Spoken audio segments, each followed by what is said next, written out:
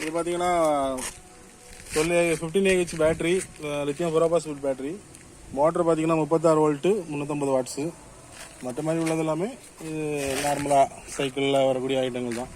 உங்களுக்கு பிரேக் லிவரில் ஆட்டோமேட்டிக்காக speed cut off ஆயிரும். இது மாதிரி ஹார்னு, ஹெட்லைட்டு, நைட் நல்ல வெளிச்சம் இருக்குது உங்களுக்கு.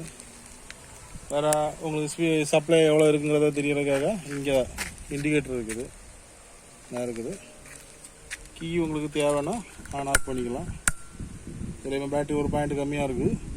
இது உங்களுக்கு ஒரு 60 கிலோமீட்டர் வரைக்கும் தாராளமாக மைலேஜ் கொடுக்கும். ஒரு மணி நேரத்துக்கு 12 ஆம்ஸ் எடுக்கும் கரண்ட்டு. 350 watts motor, 36 volt. இது பார்த்தீங்கன்னா இப்போ